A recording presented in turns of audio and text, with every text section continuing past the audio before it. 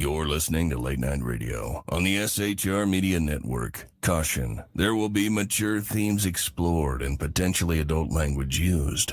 If conservatarian words, phrases, certain concepts, or rhetoric offends you, tune out now.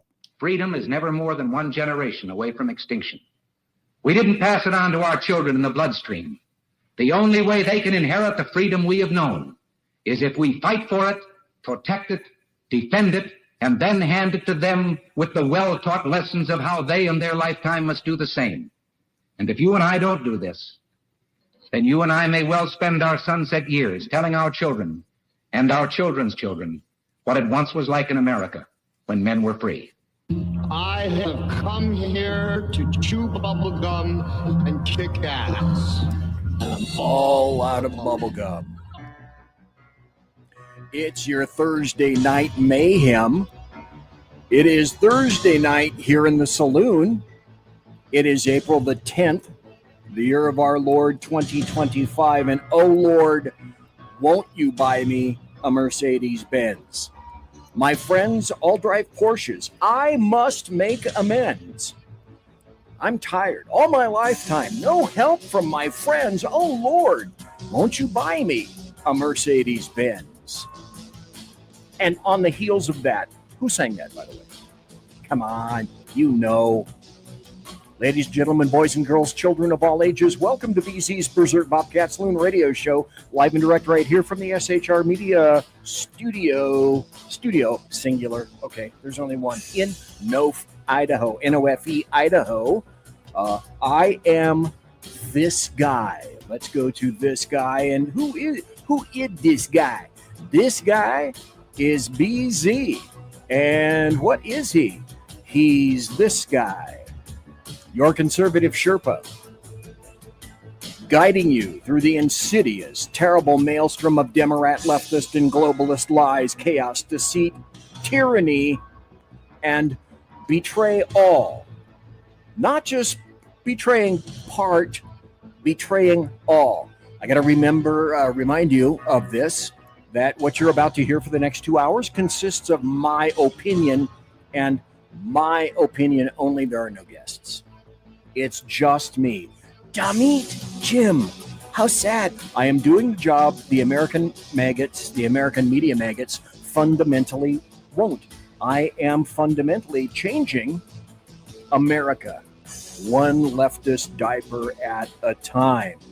We don't water our drinks just like we don't water our conversations.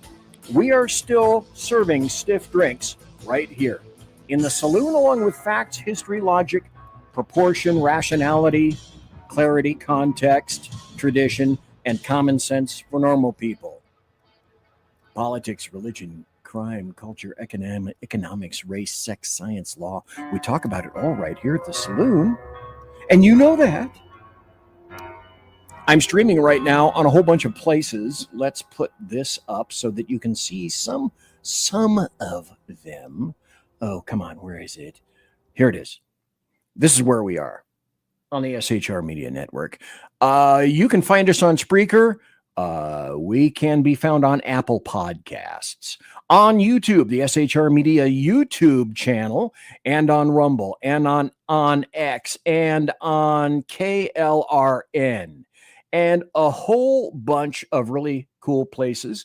And again, thanks to Rick Robinson from KLRN for simultaneously streaming this live event right now. Thanks to Rick. Greatly appreciate it. There are some people in chat already. Welcome to you. I greeted you early.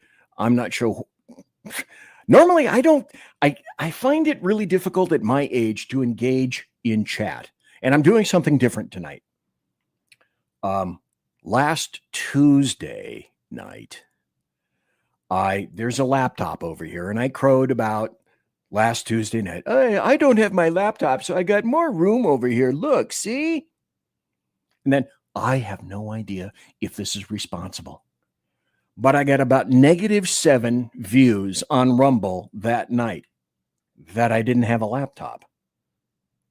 So, you know me, I'm thinking, all right, let's just go back to what it was that we did before that apparently worked and see if that has anything to do with it. Now, whether it does or whether it won't at the conclusion of the show, 2-hour show, I guess I'll find out whether or not that laptop being started, whether I start Rumble on that laptop, had any damn thing to do with any damn thing. So, welcome to Lost Wanderer, remembering, of course, that all who wander are not lost. Welcome to Mission Ready Men. Let me stop right here very briefly, if I could. Pretty please. Mission Ready Men is this guy. It is Earl Big E Jackson, and he has his own show. I will tell you about his show at the conclusion of this one, but you should be listening to Mission Ready Men and listen to his show. Just thought I would tell you that. So welcome to Mission Ready Men. And oddly enough, the guy that I was just talking about, Rick Robinson, is in the chat room already, and that's kind of a cool thing. So I would like to say this. Thanks to a bunch of people who follow me now on Rumble. And we're trying to get 500 people on the SHR Media YouTube channel to subscribe. And in the short amount of time that I've been here, I just broke 100 subscribers to the SHR Media Rumble channel. And so for all of those who followed, I thank you ever so kindly doing that. But like I say, while I'm here, let me remind you. So thanks for the 100 on Rumble. Grand. Loving it. I'm loving it. Let me also remind you of this right here down in the bottom. The little scrolly thing. That's the technical term. The scrolly thing. Otherwise called the ST. We desperately need to get to 500 subscribers on the SHR Media YouTube channel, because when we do, we break a damn things that the entire lake falls through. And fences and walls will get knocked down with a serious wrecking ball. We are 52 people away from getting 500 subscribers on the SHR Media YouTube channel. So I would simply ask that in your sojourns tonight, that you perhaps go over to the SHR Media YouTube channel and just subscribe, if you would. By the way, the SHR Media YouTube channel is, in fact, the best place to chat. Invite everybody to chat. Come one, come all. I grandly appreciate that. Now that I've done that and already killed about 10 minutes of time, are you guys ready to rock? I'm guessing you're ready to rock, right? I guess you wonder where I've been. I searched to find the love within. I came back to let you know. Got a thing for you, and I can't let go. Oh, baby. Oh, baby. I got a thing for you, and I can't let go. There's also something else. I like to put the interesting things up at the front of the show. And because, you know, it's going to get serious after that. And here's something. This is what happened to China. I just downloaded this. So this occurred to China.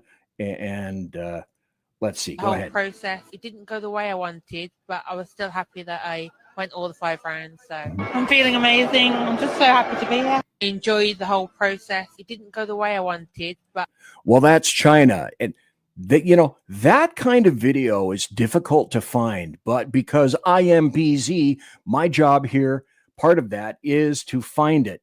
And also, these are people, these are wonderful people that I simply want you to know about, and so that you understand how great and wonderful people leftists truly are. Leftists are truly. Go. I'm a scout. I use they, them pronouns, and I'm an interdisciplinary major at UBC. I'm in my last semester. My primary thematic focus is decolonizing academia and public knowledge systems, and my secondary thematic focus is biocultural and linguistic futurity. For those who don't know what that means, can you give us a quick rundown? Yeah, basically what I focus on is the promises that the institution has made and also the emergence of Indigenous ways of knowing and being across the disciplines. And I feature in a lot of stuff like language revitalization, or the emergent vitality of languages, rather, and just kind of a bunch of... What do you think about free college in this country? I think that college should be accessible to anyone who wants to get a higher. Right, like that person. As I am wont to say many times, I speak leftist, so let me speak for that person.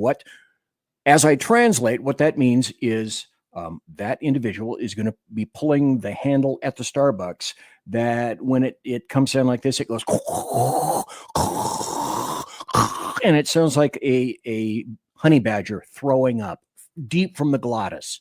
Gleet, gleet, gleet, deep gleet from the glottis. But it's good to know that leftists have your mind in mind and also money. Now, this is an amazing medical discovery. Again, I bring you only the finest tripe for you to see on this and any other night. So this is a savage medical discovery. Let's go. Look at the bacteria. Let's put in little Jack. Well, not that much Jack, because you don't know Jack. Let's put in just a drop on a slide, just like this. Okay. Bing. Okay, now here comes the bacteria. Ooh, no, bacteria. Okay, now let's look at it under the slide. 5, 4, 3, 2, 1. Uh-oh.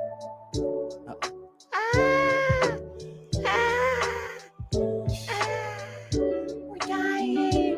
We're dying here. We're dying. By the way, I should like to point out that was Jack Daniels, and also as a wonderful medicinal kind of additive, vodka works every bit as well. As I've been wont to say for numerous years, pretty much all my life, there isn't any problem that can't be solved with either 1, vodka, or 2, a throat punch. You and I know that that's inherently correct. While in the process of bringing you all these great videos, I have another video. I hope you're sitting down.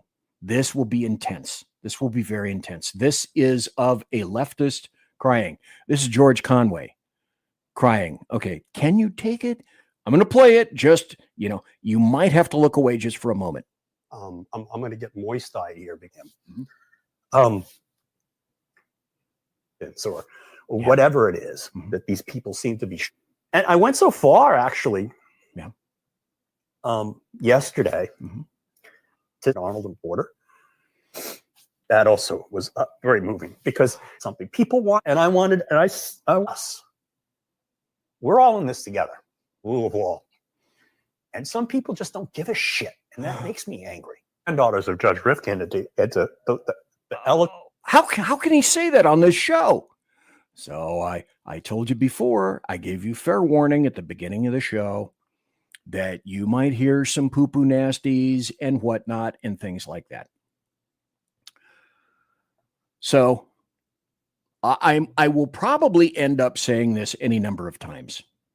And I know for a factorious that a number of the people on SHR have said this, and Rick Robinson has said this. And I say this to the horde of individuals as a public service announcement or a PSA, just a reminder. Okay, there is right now zero need to hit the panic button. Panicans, all those associated with palavering horror. You're in the same category as Democrats, leftists, globalists, and the America media maggots. That's not good company with which to be associated, I suggest. So my suggestion to you is calm down. Take a big breath. In through the nose, out through the mouth. Calmate. Calmate, okay? Do you realize today it is only 80 days into the Trump presidency, the Trump 47 presidency? Not even 100 days. You got another 20 days to go before that occurs. And the terror over tariffs has only been encompassing 8 days since last week, Wednesday, April the 2nd, when President 47 declared a national emergency. So look around you. The world has not stopped rotating on its axis. It won't. But it's affecting our retirements, our 401ks. Sure, if you're an idiot, if you're a buffoon, if you're stupid, and you cash out in panic, if you panic it, and if you sell everything, in truth, it's time to buy. And that's what I told my little stock dude. To embiggen my portfolio, go buy some stuff right now that dropped. Get into it early, get into it young.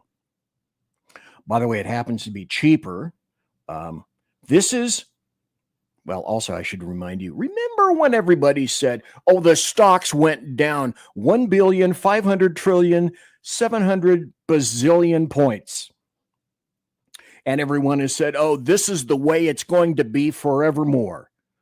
I should care to point out that many times, here's something odd.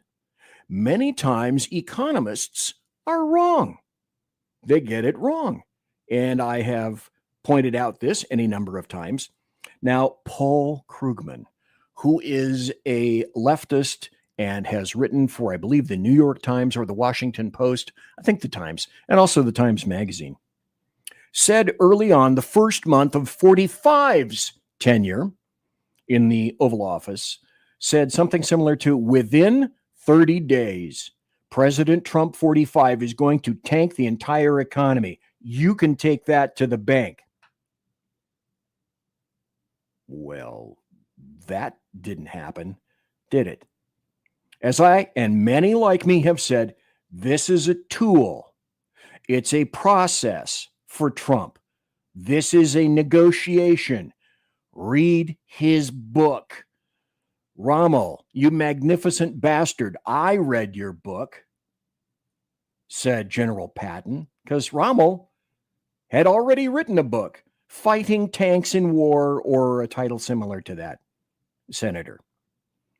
Our predicament, where we are right now, took 100+ years to get here, to create. And it was created by asshores on both sides of the aisle, okay? Not just Democrats, but Republicans as well. What we didn't call then, but we call today, rhinos. So you think it can be or will be solved in 100 days? No. Solved in 80 days? No. My recommendation to all of you who think that's going to happen is grow the hell up. Be an adult. I've seen more positive change from this guy. I don't love him. I'd have him to dinner.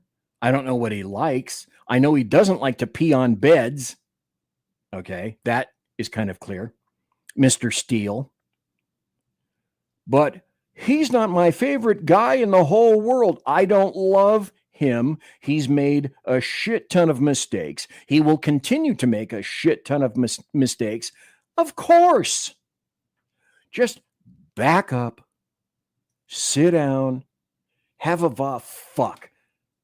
That's empty right there. I normally keep my vodka right there, and I didn't bring it in before maybe on the break I can zip out quick like a bunny, but there's an empty hole. See, I have an SHR Media. I don't know if you guys can see this. I have my own granite.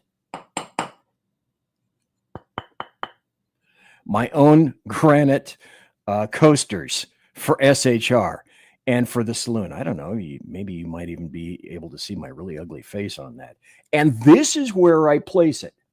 right there. And then I bring in my vodka, occasionally my Diet Pepsi. It lives right there. And it is conspicuously absent right now. It's absent. I'm so depressed. Oh my God. Marge, I need my vodka. Let's continue with the show. Despite me operating currently under a handicap. Oh my God, I only have about 7 minutes before the first break. Okay, well, let's get right to it, shall we? Not left to it. Let's get right to it. Here's a breaking story. There are a couple today. This is from ABC News. Judge allows requirement that everyone in the U.S. illegally must register to move forward. What? Just breaking. A federal judge is allowing that's the operative word. If you're a leftist penning an article like this, I am kind of surprised they didn't bury this lead. A federal judge is allowing the Trump administration to move forward with a requirement that everyone in the U.S. illegally must register with the federal government. And of course, the first obvious answer or response to that is duck and fa, as in, why not? As in, why hasn't this been mandatory for quite some time? Then this broke not long ago. From the Washington Examiner by Byron York. I tend to read Byron York's stuff. Stop before we get into this. Let's go to, hey, look, comments. The Reaver of Common Sense. And you know what he does. It's in his title. Come on, folks. Says, good evening. The Phantom lurks. The Phantom knows. The Phantom sees. And she is right. They need to grow up. Grow a pair. Oh, a pair. God, do I have it here? Damn it, Jim. Okay, that's another thing I'm going to have to get on the break besides vodka. I'm going to have to show you my Bobcat hat. I have a Bobcat hat. And my Bobcat hat has balls where most politicians don't. And you may say something similar to, how is that possible? I will show you how that is possible. And Ricky Robinson says, assholes in space. And of course, followed up immediately by, donuts and vodka. Okay. How do you transition from something like that and get back into a serious article? I can do it. The Ukraine link in a plot to kill Trump. But wait. The story is growing. Now, this wasn't the first guy that got sniped, that got his ass sniped on a roof in Butler, Pennsylvania, July of last year. That dude, he comes with a long, massive amount of yardage as to how, why, etc. And we still don't know a lot of the answers there. In this story from the Washington Examiner, there is apparently a Ukraine link in a plot to kill Trump. And as I indicated, we still don't know very much about the two attempts on Trump's life last year. The one where he literally missed having his head explode on live TV.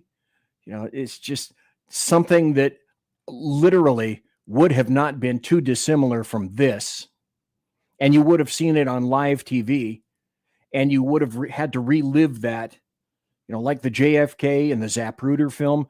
Everything was running. You would have seen that continuously for months, for years. The guy that I'm talking about, specifically in reference to this, is the guy named Ryan, I think pronounced Rout or Routh, not sure.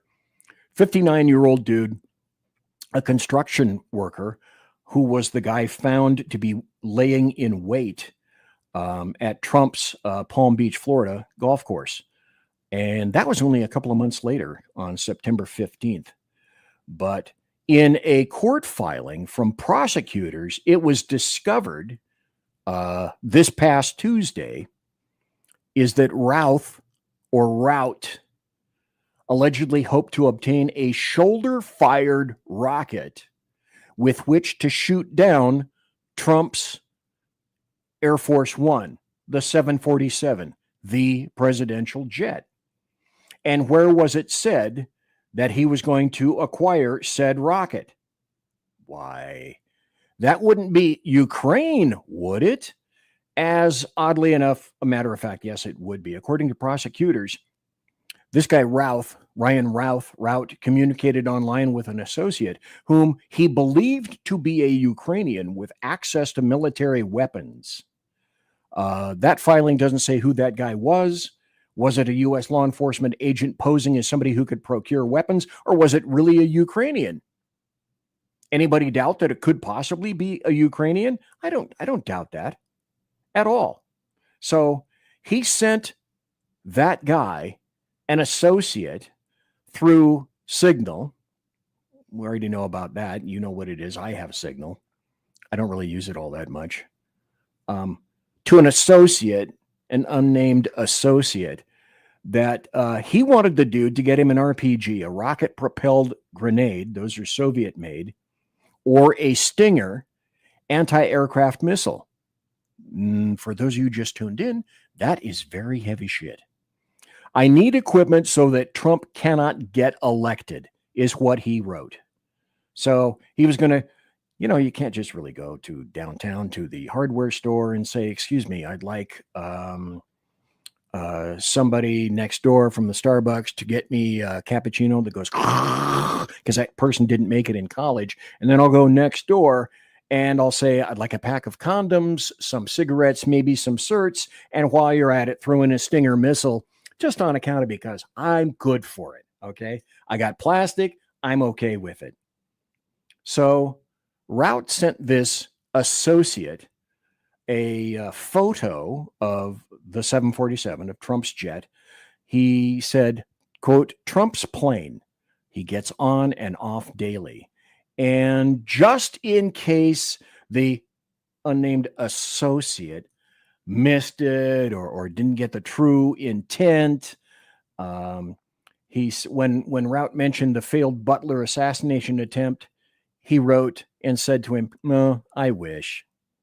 So it appears to me that the intent was pretty damn clear. And with that, we're going to go to a break. I'm probably only going to have enough time to maybe get one thing. So I ask you right now, I need to prioritize something. And the priority I'm thinking, and I'll ask you what you think the priority should be. I can go run and get vodka, or I can run and get my Bobcat hat and show it to you.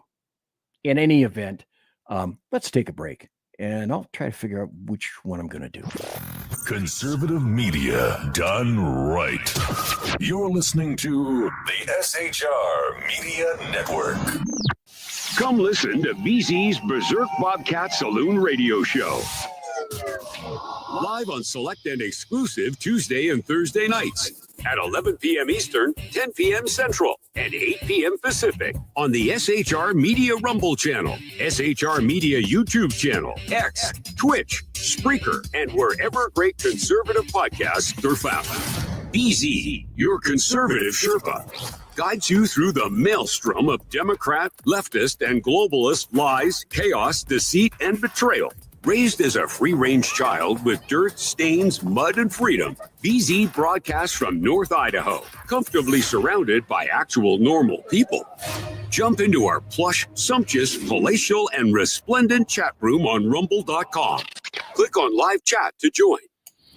Now, with 37% more umbrage and 19% more bulbosity than previous shows, featuring delicious Liberty additives for the best in late-night Conservatarian talk radio. BZ reminds you that with great beard comes great responsibility. No chinchillas were harmed, embarrassed, fat-shamed, or the focus of any sarcasm whatsoever in the making of this ad. Hello, I'm Matt, a student at Hillsdale College. Here's Hillsdale President Larry Arnn on the continuing relevance of the Constitution. Many argue today that the Constitution is outdated because it addresses problems peculiar to the 18th century.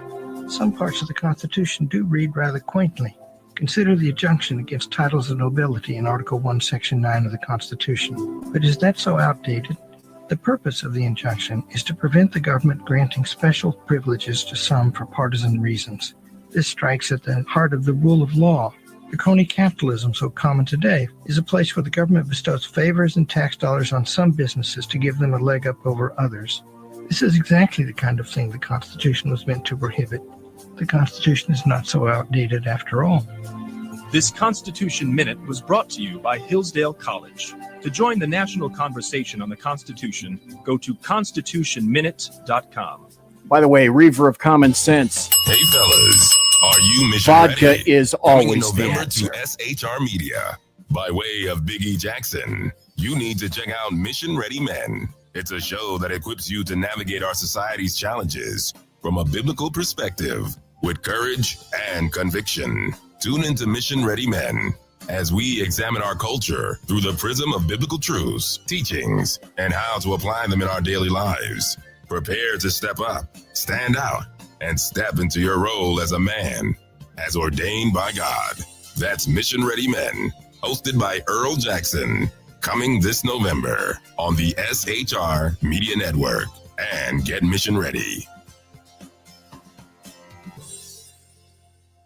Want to make an immediate difference in the life of a critically ill child? You have the ability to do that right now.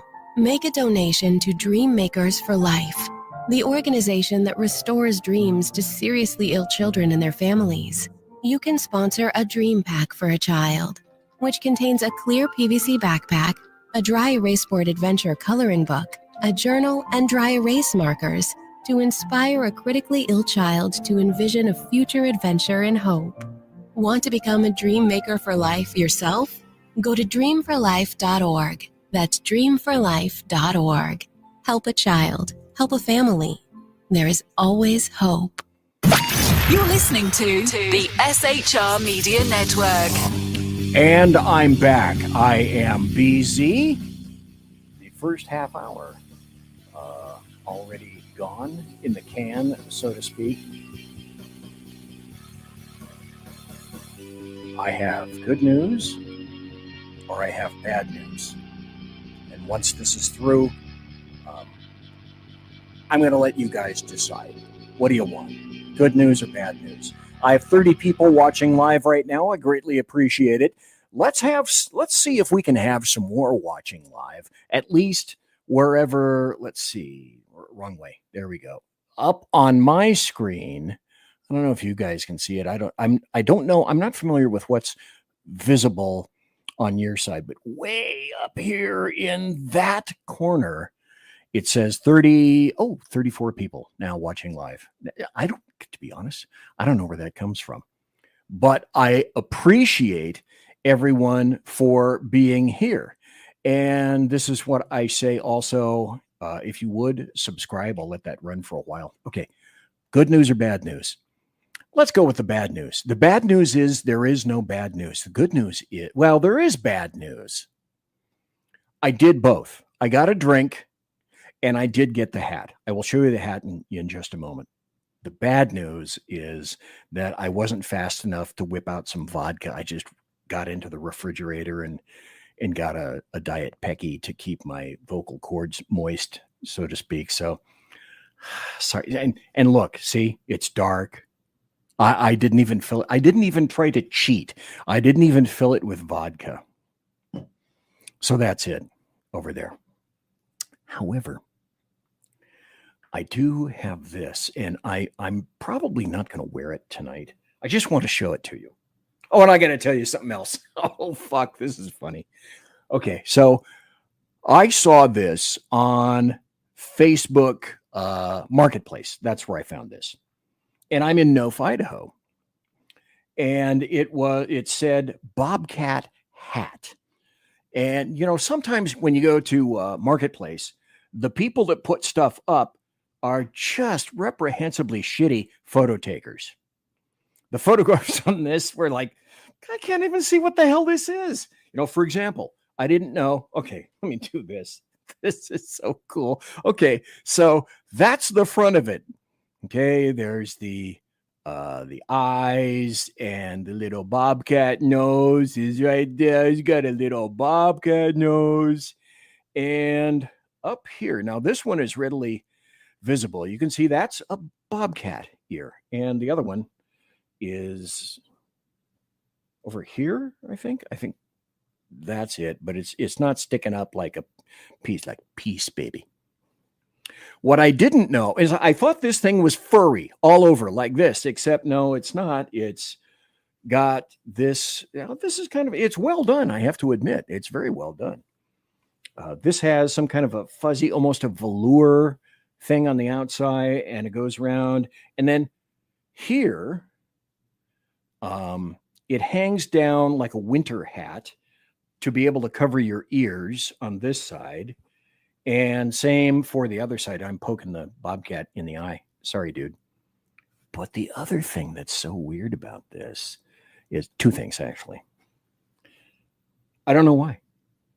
It has bobcat balls.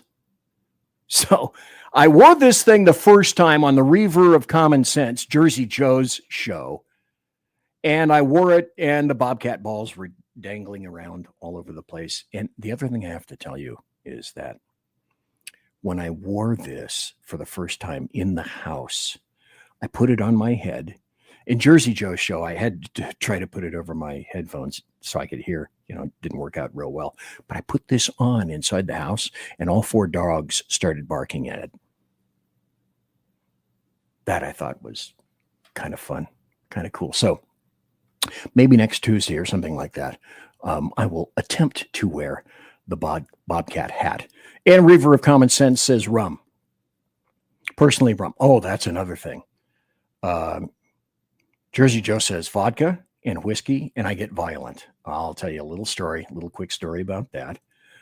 And Phantom says moonshine or rum. Tried Jersey Joe's, and I'm still alive. I didn't know he had his own branded rum, but apparently that is so. When you are younger, sampling alcohol, let's say, you kind of quickly discover, at least guys do, what it is that makes you really stupid. Now, for Jersey Joe, it happens to be vodka or, what did he say, whiskey. For me, I discovered early tequila. I cannot be of the doing of the tequila. OFN. Oh, fuck no. That ain't going to make it. Not for me. So I haven't had tequila because tequila, it's an emetic. I don't know the nature behind it, but it's like tequila, gink, and then emesis occurs. But I feel I get really loopy on that. Not Loopy Gabriel, who used to be my grocer, but just kind of loopy, like. And Ricky Robinson says tequila makes her clothes fall off. Oh, hadn't seen that coming. Mission Ready Men. Big E says Tanqueray. Well, everybody's got their choice, including me of this show. Let's put this up right now, because I said on the show tonight, we're going to be talking about China, Iran, and a number of things that are Trump. Again, I reiterate, there is so much going on right now. It is a target-rich environment. I almost don't know what to choose or where to choose it, or my sources when I attempt to assemble a show. There's so much going on. I try to keep up. I try to keep track, and there's almost no way. But it's so amazingly rich. Well, I had this already up, and Rick Robinson this morning, I was watching his show on KLRN, at KLRN Radio on X, at KLRN Radio on X. And he played this. I was going to do this on the show last Tuesday. And, at the end of 2 hours, I could do a 3-hour show or a 4-hour show, and nobody would watch me because I'm a late night show. And those people on the East Coast wouldn't get to bed until, 3 a.m. For God's sake, nobody's going to do that. Nobody's going to stay up till 3 a.m. watching my show. I know that for a factorious. But Rick played this today, And I want to remind folks, China is not the big ass kicker that everyone seems to think it is. Sure, it's a nuclear nation. Sure, it saber rattles. Xi Jinping is having a host of his own problems. And as you may all be playing this video, it's about a minute long or so. The owner of Kui Electromechanical Factory in Taizu, Zhejiang Province, China. This guy says all orders sent abroad have stalled as an increased U.S. tariffs on China take effect, causing warehouses, where he apparently stores his goods, to fill up with stuff. Small businesses have been hit hard in the trade war, he lamented. Parenthesis, I think that's the damn point. End of parenthesis, period. The closure of these businesses are going to make China's unemployment problem worse, and the country's economy is going to collapse. Maybe yes, maybe no, but it's not going to be good for China's economy. But the dictatorial CCP, Communist Chinese Party, does not care about the livelihood of the Chinese people. That aspect is correct. Such a trade war is something the paper tiger CCP cannot afford. They can afford it for a while, but it is unsustainable. Let's listen to this. Oops. 这些产品 And just like Rick found out this morning, this video's in Chinese. Comma, you stupid individual. Do you speak Mandarin? And the answer is no, I don't speak Mandarin. So there's a reason that Rick shut that off, and I completely fucked that. Oh, come on. I screwed that up. So anyway, there's already a coming impact for these tariffs. And I find this interesting. Here's an article that I'm going to do in just a moment or so. Mr. Wonderful, Kevin O'Leary, that's his name, has said on any number of occasions that instead of, making these step increases in tariffs, he's suggesting, well, why don't you just go to 400% right off the bat and then negotiate and go for it? And it is a negotiation. It's a tool. I don't think President Trump has in his brain housing group the intent to make sure that there are 400% tariffs on everyone, everywhere, all the time, 24/7. It's a negotiation. It's a tool.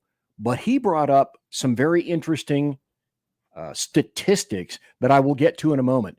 This is from Fox News. Trump says he's raising China tariffs further, pausing reciprocal tariffs for others.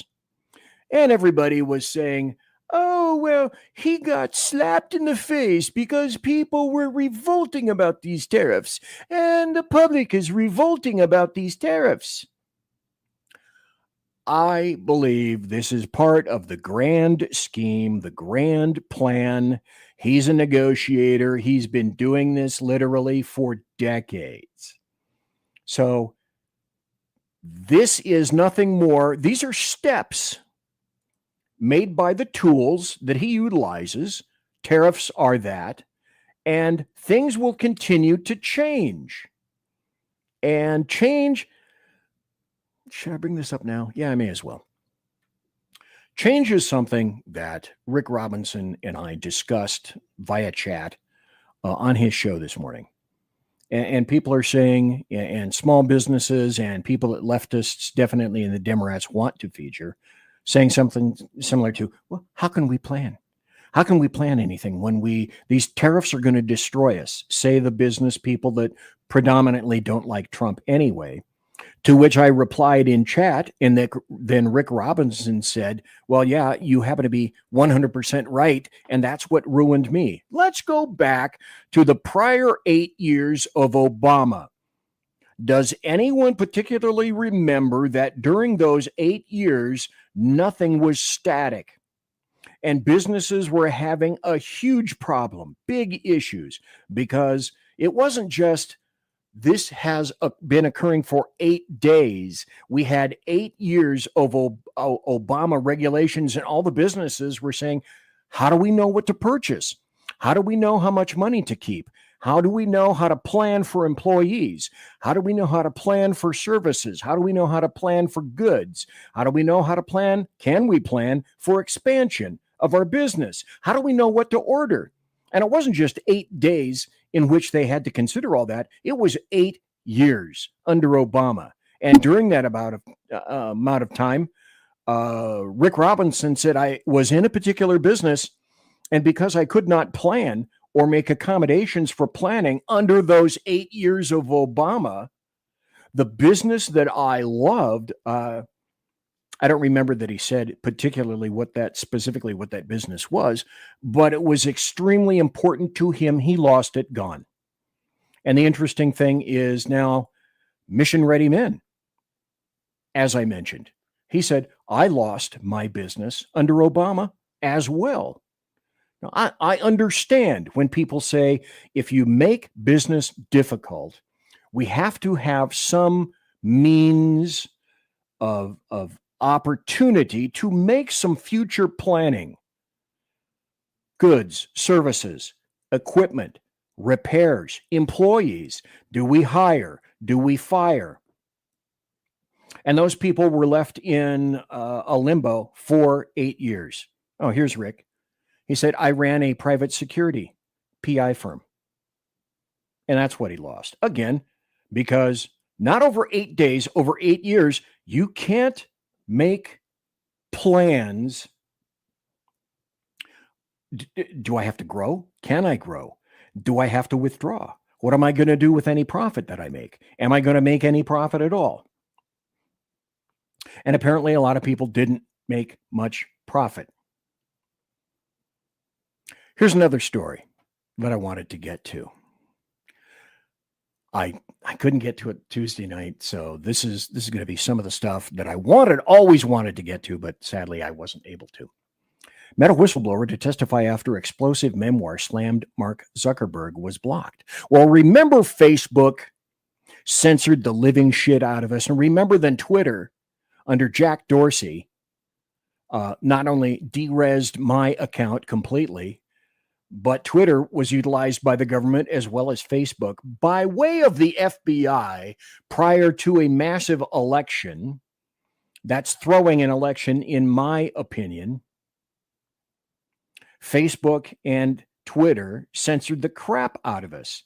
Now, I happen to like this guy, Josh Hawley. I'm not sure what you guys think of him. He's from Missouri. He's a senator. He said Meta whistleblower and former employee Sarah Wynne Williams is going to testify next week, not this week, before a Senate Judiciary Subcommittee about problems with the social media giant's internal culture and work overseas, the same issues that prompted her explosive tell-all to be blocked from publication earlier this year. And I guarantee you that's exactly what's going to be desired by Democrats, leftists, and globalists. More censorship, more censorship, more censorship, because that's all they know. But again, that had to do with China. And what else has to do with China? Would that happen to be Wuhan 19? Let's listen to RFK Jr. Fauci's problem is this. There's a little-known federal law that says you cannot give an emergency use authorization to a vaccine if there is any medication approved for any purpose that is shown effective against the target disease. So if Tony Fauci or anybody had admitted that hydroxychloroquine or ivermectin are effective against COVID, it would have been illegal for them to give the emergency use authorizations to the vaccines, and they could never have gotten them approved. And it would have been, a 200 billion enterprise that would have collapsed. Okay, stop right there. Now do you begin to grok the concept of why it is that everyone on the leftist Democrat and specifically the globalist side said that RFK cannot be installed. He must absolutely be removed. He cannot be allowed to pollute the waters in which we made money. We made a shit ass ton of money behind all this. There's another individual who I am not going to name who has another podcast. It's mostly about paranormal stuff and also some conspiracy stuff as well. He got Wuhan 19, went into a local hospital and told his wife, you tell them not to give me anything having to do with remdesivir. Now, what you may or may not know about remdesivir is it is $5,000 the pop. And what's the difference between hydroxychloroquine or ivermectin? It's an infinitesimal, small, little winky portion of that. Hydroxychloroquine. Oh, and pharmacists, of course, made sure independently that they refused to prescribe hydroxychloroquine. I don't know if you were aware of this, but so many things were brought to light, including this. Your doctor may decide to write a piece of paper for you. Okay, this is a prescription, and right here it says, I'm prescribing this for you. In many cases, and I can remember any number of them in Ohio. Why Ohio? And I remember that I do not know. But you can have a doctor, a licensed doctor, write a prescription for you. You can take it into a pharmacy, and the pharmacist there can refuse to fill that prescription. And that occurred during Wuhan 19. Now, you cannot tell me, oh, you're a conspiracy theorist. Fuck that. Hydroxychloroquine was removed from numerous pharmacists, by numerous pharmacists who said, oh, it's horse paste. It will kill you. No. Now, if you're stupid and eat 17 tubes of that, 17 tubes of anything will probably end up killing you and making you cack. But there were pharmacists all throughout the boneyard land that said, no, I am not going to be fulfilling this. That will not occur. Oh, or ivermectin or hydroxychloroquine. What do we know about both? They're cheap. Not cheap, I should say. They're inexpensive.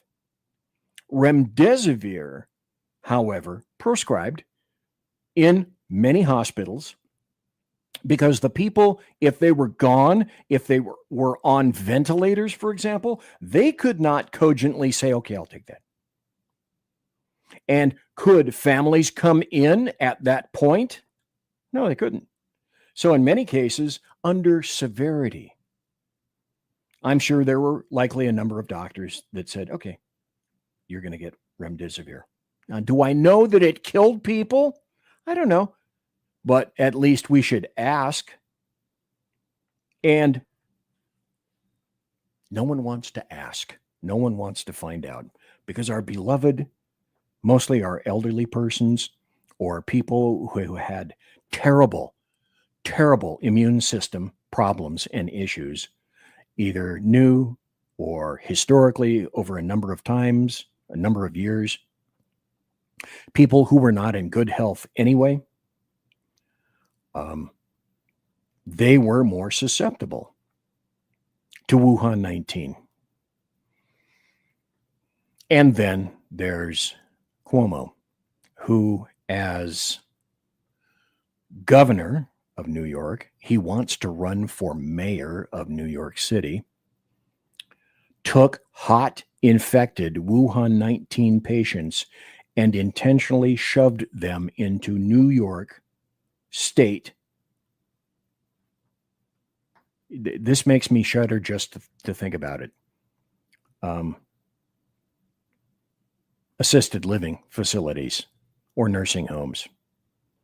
And this strikes a chord with me and makes me very angry. I've had some time to attempt to get over it.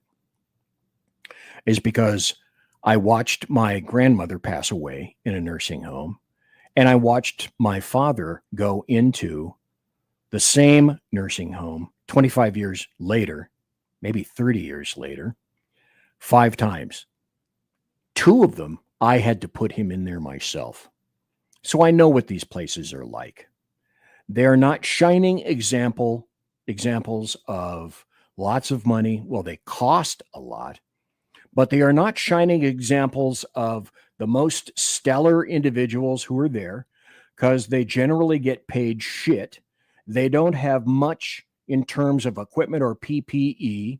There isn't much training that goes on. Frequently it is that a doctor will be in that facility perhaps once a day, perhaps twice a day, if you're lucky. And then they get little training, don't know what to do. They have problems with the patients that are there that are already elderly.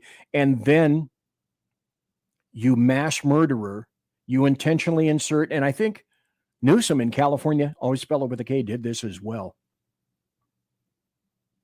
And ended up killing, I'm going to have to get over this.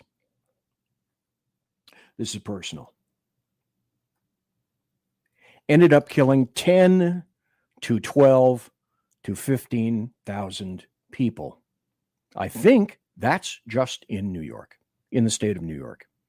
Now, magnify that times the number of blue states, and you'll begin to have a concept as to how many people were killed intentionally by various politicians, agencies, making that obviously intentional decision to insert hot Wuhan 19 patients into facilities with the least able, the least capable individuals of withstanding an assault. They were the weakest, the oldest, had the worst immune systems, but you couldn't have fucked over more people to kill them by putting them, I don't know of any place other than a nursing home that could be worse.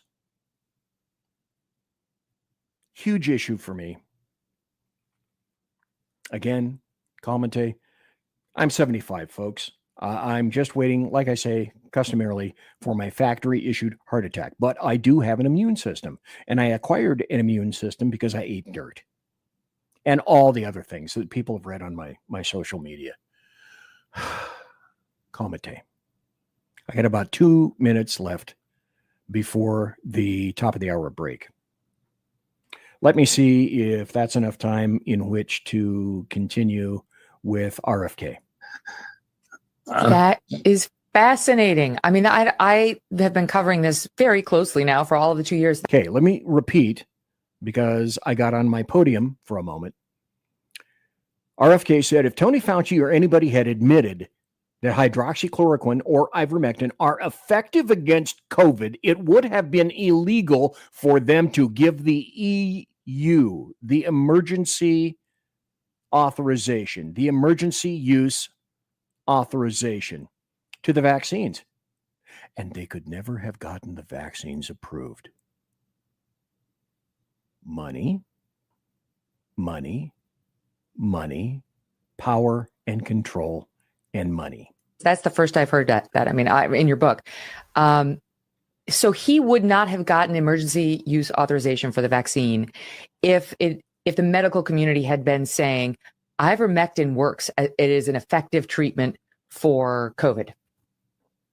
Well, the medical community, a lot of it was saying that. I mean, there's 17,000 doctors who've signed a petition, and there are so many peer-reviewed publications now that consistently say that, but he had to aggressively crusade against it to kind of drown out those reports by saying it's a horse medication, it's, people are taking it and it's dangerous and it's overdosing people. And, well, why did he keep saying it? Why did he keep saying it after he got his authorization? Well, even if you have the emergency use authorization, the law appears to say you can't have it anymore if there's a functioning medication. So, that may be why. Again, I try not to look in his head, but I do. There's a very, very strong incentive for him to kill ivermectin and hydroxychloroquine. And I'll tell you what that is. Then we're going to go to a break. It is the triumvirate for everyone.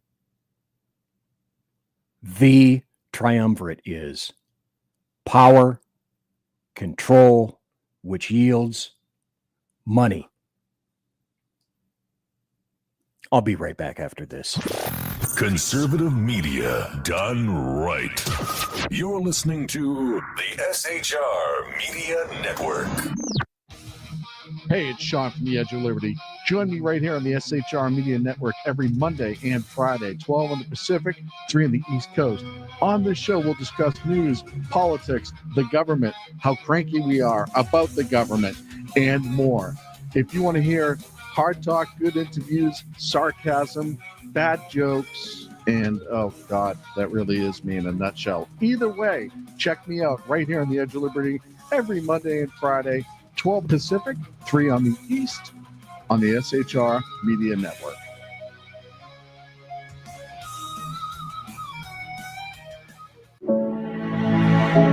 Freedom. One nation in all of human history was built on that bedrock. Ours. A republic of the people, by the people, and for the people. Self-government requires freedom, just as freedom requires an individual willingness to self-govern. Freedom has made America exceptional, but it can only last as long as you and I seek the good, as expressed by the laws of nature and nature's God. It can only last if you and I choose to act as people of character. Forging character has been the pursuit of Hillsdale College since 1844.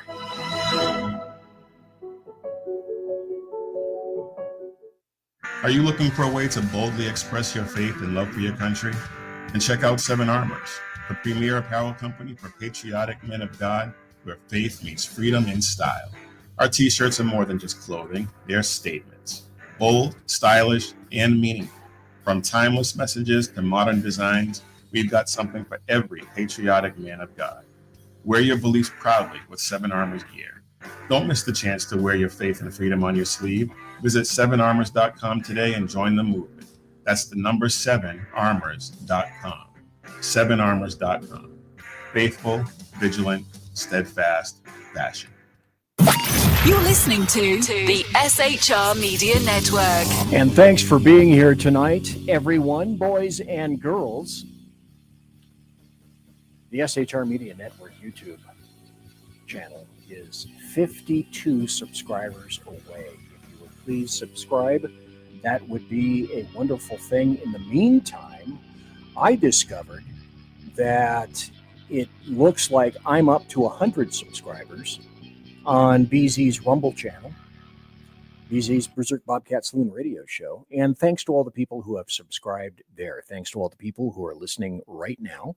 And thanks to KLRN Rick Robinson for broadcasting the show live whenever he has the time to be able to do that. Let's continue with RFK, because I think this is very important to continue to listen. And, you know, there are many doctors, including Harvey Reich of Yale, is one of the leading biostatisticians, epidemiologists in the world. Peter McCulloch, who is the most published doctor in the history of the world in his specialty. McCulloch's phenomenal. Pierre Corey, these doctors who've treated tens of thousands of COVID patients successfully. They consistently say, and the science supports this, that 500,000 Americans did not need to die. Tony Fauci. Stop. Did you hear what he said? He said 500,000 Americans did not have to die. I concur with that. And since we're talking about China, and there were some stats that Kevin O'Leary had brought up, there are some things that you need to know about China. The powerhouse that it would have you believe that it is. Except it isn't. And it's having its own major issues. Some stats would indicate the American market for goods here comprises 39% of all the consumption on the planet. 26.1% of the planet's GDP right here. So make no mistake, China cannot do without the United States of America. And Xi Jinping gets to be the head dude only as long as his people are employed, they're eating, and their currency doesn't tank the yen or the yuan.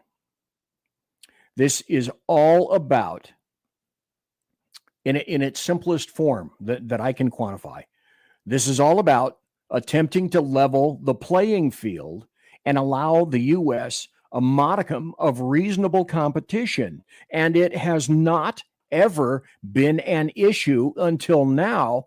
And I do not understand why it has never been an issue until now. No president has been even shown an inkling of interest in doing something about this and taking action. Now, as this individual says, I subscribe to a whole bunch of places. This is from Truth Social. Why are we also worried about China? I'm more worried about the predicament of the United States of America. Now, this guy, President Trump, had a great, interesting cabinet meeting today. And Joe Biden wasn't there. And there were a lot of people speaking up. And the press was there. This is called actual transparency.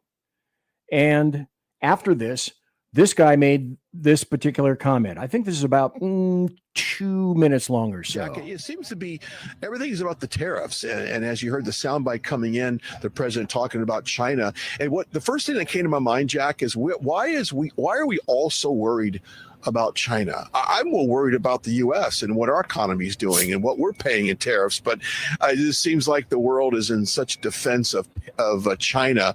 But that seems like they are the lone wolf right now as far as really coming to the table to negotiate a lower tariff, as we've seen 70 plus countries, Jack, call that president up and say, look, we're willing to negotiate.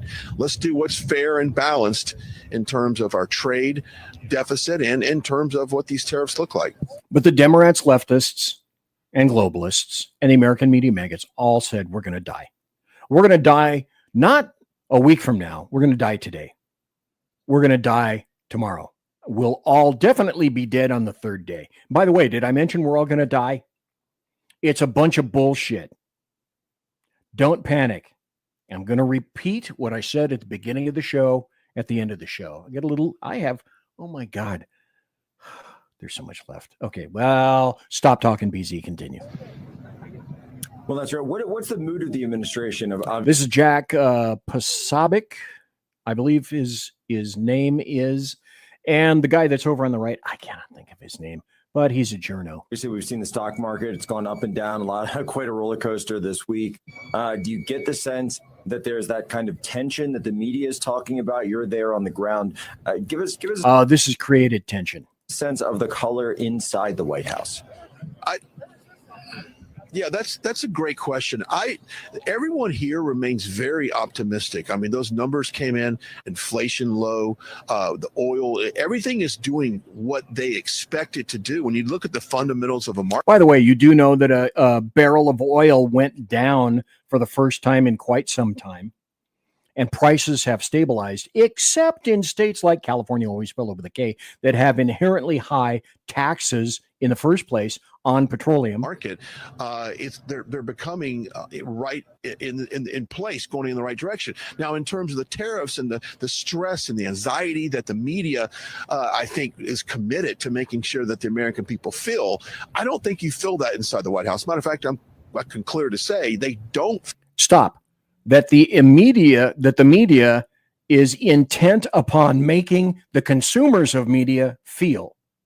It's not their job to report, it's to make you feel sympathy with them and the DLG. Feel that in the White House. They remain very confident that what they've put in place, their game plan here with these tariffs, with these negotiations with China, is what's going to get the best outcome. So the mood here is very optimistic, Jack. I don't see the anxiety coming from them. I see the anxiety and really kind of the disappointment coming from the media and coming from. Okay, stop. That's all you need to know. The disappointment is coming from the media because it would appear that things, oh no, Is it turning out that Donald John Trump, OMB, Orange Man Bad, the guy with a dead orange cat on his head, his shit is working? We can't have it work. We have to do everything possible, no matter if people die, no matter if Americans die, no matter if people are injured, hurt, or killed. That is immaterial. We must get back in power. It's not about what the Democrats, leftists, and globalists are saying they're going to do for you. It's what they're going to oppose. And Unleashed Jeremy Hansen has a comment about our lovely red leader in China. And yes, globalists forced the United States to pay global welfare. Well, we started it first with the Marshall Plan, but we had some positive things in place. There was an intent, which, let me ask you, which other country that you can possibly conjure on the planet would attempt to, following World War II, to restore governments and assist, not only fight the enemies and the Axis powers, but attempt to restore power and restore governments all throughout Europe and also Japan as well. Now, this is a story from PressReader.com and the Boston Globe.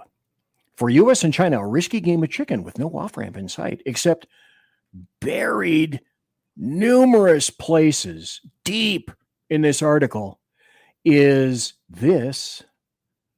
It's not the lead. It's not the first paragraph. It's right here. And I display this article so that you can see and understand. As I've said, any number of times, I don't need to make any of this stuff up. I don't need to. I bring the articles and the videos to you via the internet. If I can find it, anybody can find it. And the American media maggots choose intentionally to ignore stuff like this or bury it. This is buried. But right here, it says China's economy, which is already in a vulnerable state because of a property crisis, now faces the specter of a global recession and a devastating slowdown in trade, its defining industry and main driver of growth, trade. Trade is imperative with China. What happens if we put tariffs on China and trade comes to a halt? Do we need all the trinkets from China? Not necessarily. Who's the bigger dog in trade? I would submit that it's us, but let's continue. And then I will comment about this in just a moment. A sign of Beijing's growing unease, Chinese censors appeared to be blocking social media searches of hashtags that referred to the number 104, as in the size of the U.S. tariffs before Trump's latest announcement. Then this next paragraph, right there, buried a number of paragraphs down into this article. And I can, with this reader and this article, I can show you the whole thing instead of having to scroll all at once, which is kind of cool. But this is a huge shock to the China-U.S. economic relationship, like an earthquake. Wu Jinbo, Dean of the Institute of International Studies at Fudan University in Shanghai, said of the tariffs imposed, "It remains to be seen if this is a temporary turmoil or a long-term unavoidable trend." And so Xi Jinping, did he comment? Did he make any comments about this? Oh, over here, it says Xi Jinping himself has made no direct comment about the latest U.S. tariffs. Though shortly after they took effect, Chinese state media announced he gave a speech in a meeting with 6 other members of the Politburo. So Chinese is having a bit of a butt tussle about this. And that should come as no surprise or shock to anyone. This also, similarly, should not come as a shock to anyone. Let's go with this. This came out just today or yesterday, thanks to the 30 people. I'm looking at 35 people watching live right now up here in this corner, and I can see it. I don't know if you guys do. So thanks to so many people listening and watching live to me right now. This is from the New York Post. China acknowledges its role in years of cyber attacks against U.S. over the support of Taiwan, says a report. Stop. You knew this was true. I have stated it before. China is our enemy. It is a bigger enemy than Russia. Oh, Russia, Russia, Russia. Why wasn't it China, China, China? Because the Democrats are in the tank for China. And historically have been so. Look at Tampon Tim, look at Feinstein, look at Swalwell et al. Chinese officials shocked their American counterparts during a secret meeting where they allegedly revealed Beijing was behind a series of cyber attacks against the U.S. due to Washington's support of Taiwan, according to a new report. This article came out today. Officials from China and the former Biden administration met in secret last December in Geneva, Switzerland, amidst growing tensions of threats to Taiwan's sovereignty. Beijing is saber rattling. And what helps economies? Historically, what do we know about economies in wartime? They do a little bit better. Well, China has made all the moves, all the obvious public moves necessary to indicate that if they make a move, it's going to be on Taiwan, to include, but not limited to, cutting any number of undersea cables from Taiwan to other locations, to make sure that if necessary, they could have been dry runs or wet runs to see, hey, is this shit going to work? This technology that we have, is this going to work? China is our enemy. And people who do not or refuse to recognize that, they are the enemy. Because it's also important to realize and recognize that the enemy of our enemy is our friend. So China is our enemy. China is not our friend. And today is Thursday. It's April 10th. By the 11th, by next Monday, by next Tuesday, you can count on more things to have changed. This is all flexible. This is all we must be semper gumby. No more complicated than that. And then, of course, there's Iran, because I mentioned to you that the show tonight is going to be about China, and it's going to be about Iran. And it's also, as you can clearly see, it's about Trump as well. This is something I just did. And I don't know if this is true, but this is what I heard. Maybe you guys can tell me in chat or shout it loudly, and maybe it'll come into my head and I'll understand. When I do numbers, when I indicate, for example, that there are 3 things that I want to talk about, this is how I indicate it. 3 things. My understanding is that in Europe, they do it the other side first, so that if you're in Europe and they say, there are 3 things that are important, they say, there are 3 things that are important. I don't know if that's true. Just making the observation right now. This is a tete-a-tete, a little chat. This is about a minute and a half between Trump and Netanyahu, and talking about, hey, why are we concerned about Iran? Why did Barack Hussein Obama take a C-17 in the dead of night with pallets of literal cash, banded literal cash, and ship it to Iran? Why? How come? Why for? And this is the serious concern that Trump has been saying. He's not saber rattling, and he essentially, what Trump has said is that he has predominantly given carte blanche for Netanyahu in Israel to make a decision as to how it is that they're going to handle Iran. Well, let's listen. And of course, we also discussed Iran. Look, we're both. And of course, we also discussed Iran. Look, we're both united in the goal that Iran does not ever get nuclear weapons.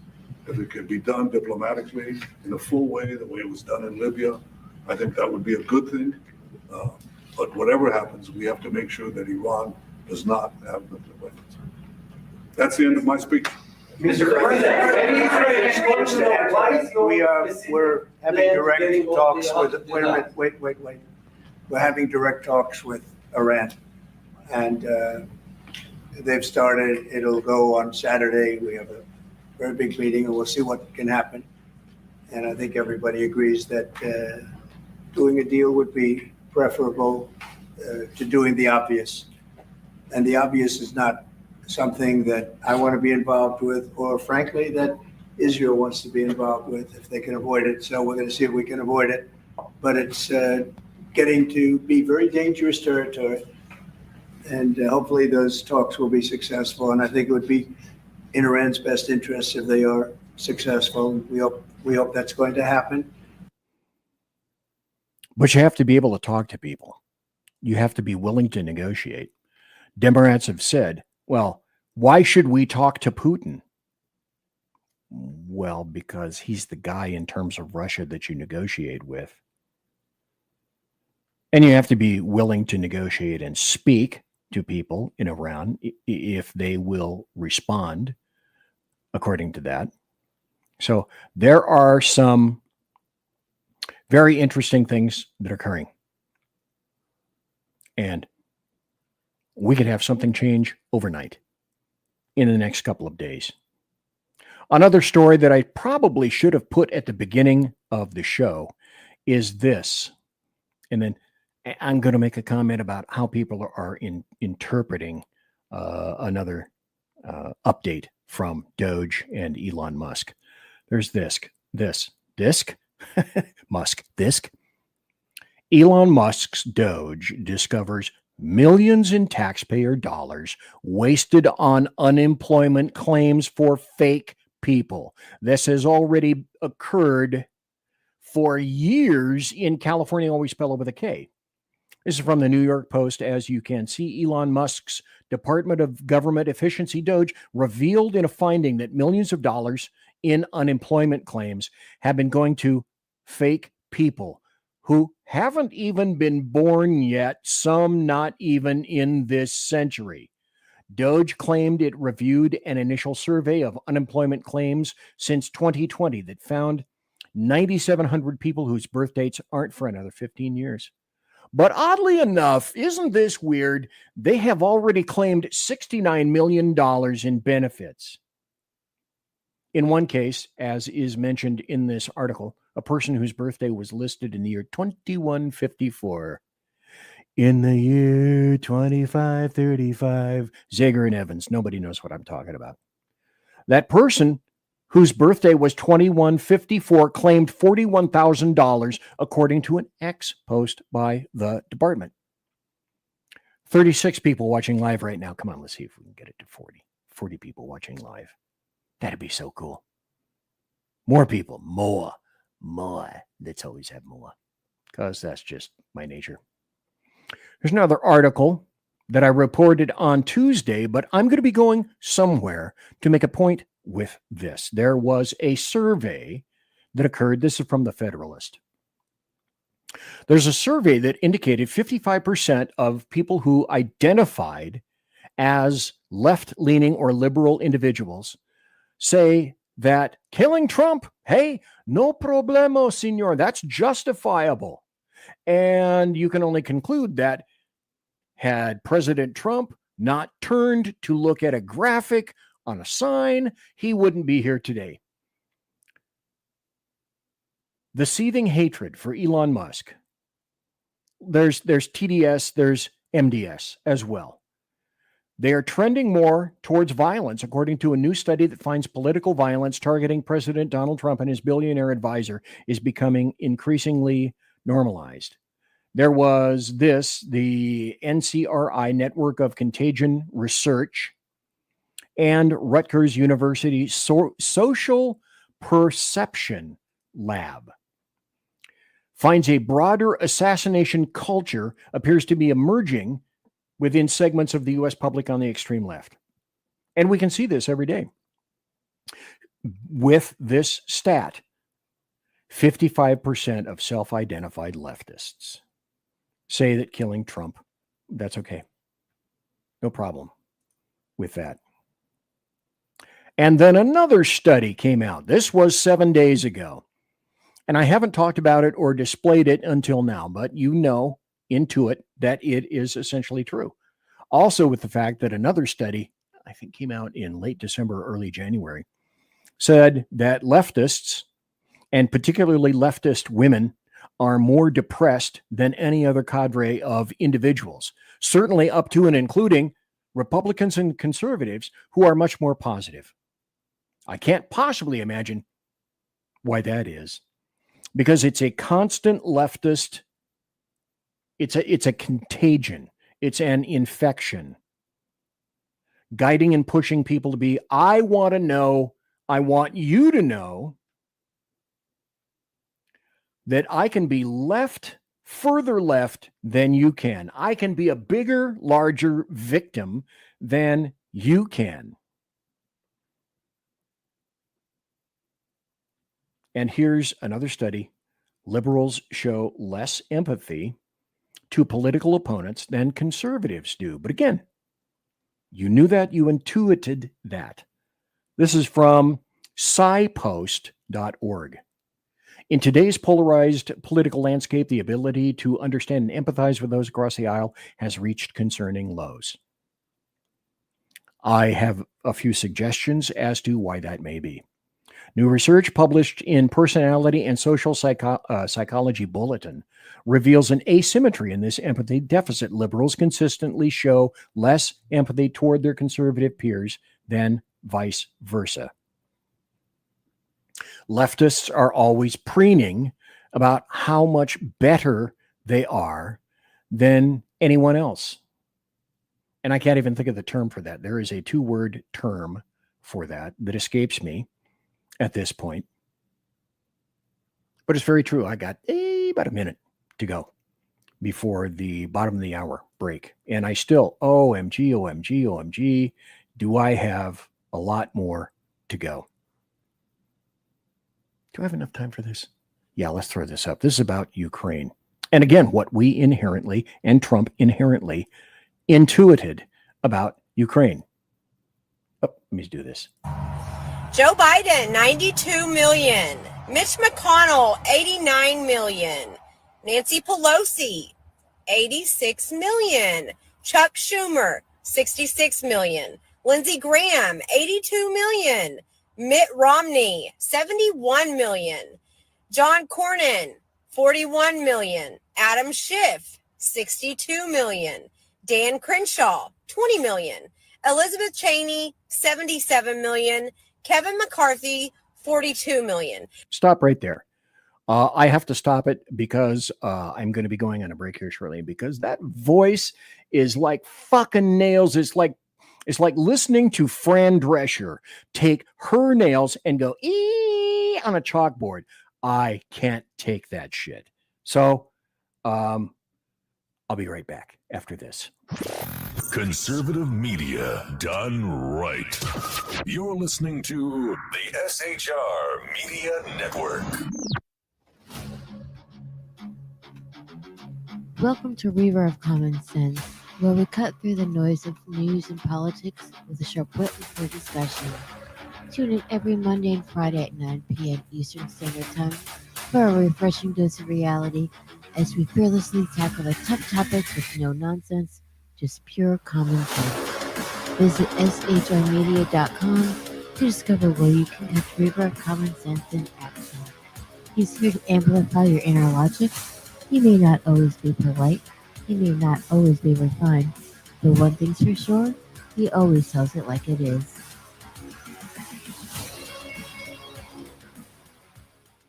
Independence.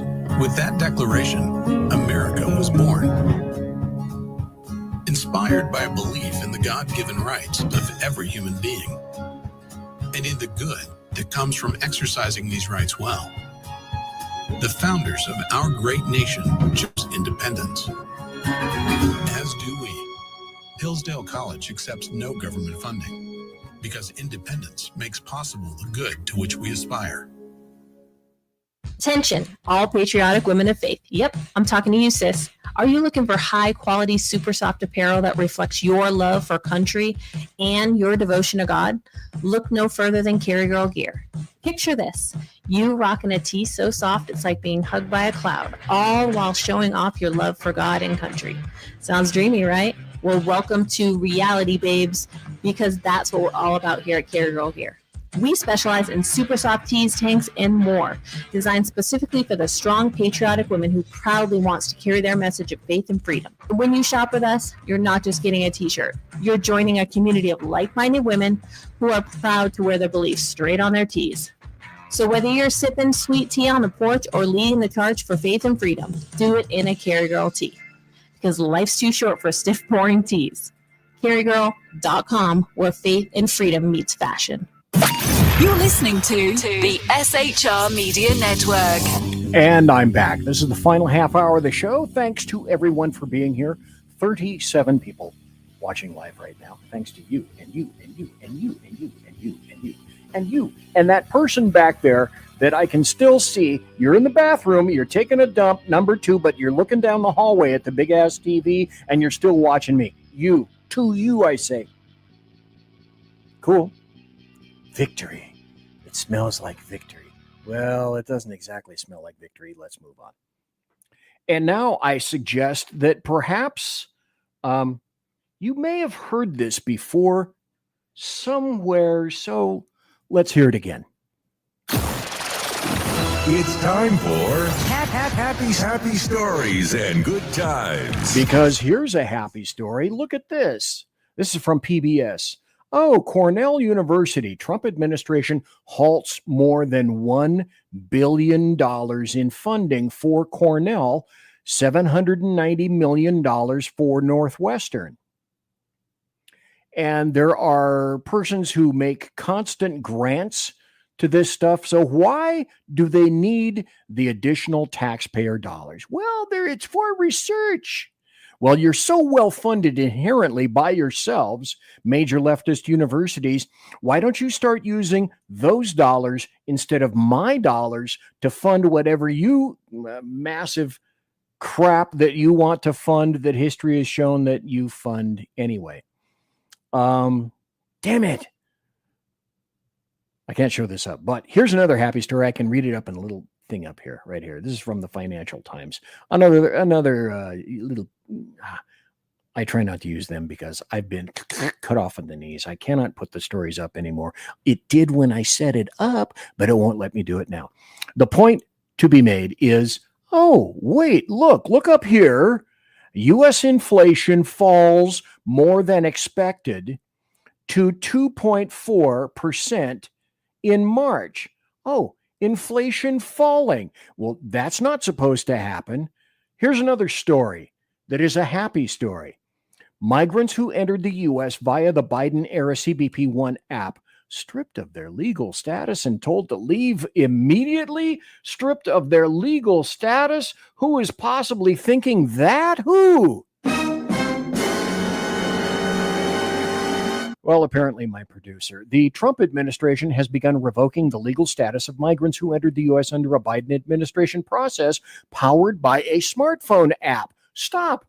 Doesn't anyone ask, wait, these poor illegal invaders, they're coming across with nothing, just the clothes on their back, and they're tired, and they're poor, and they're raggedy.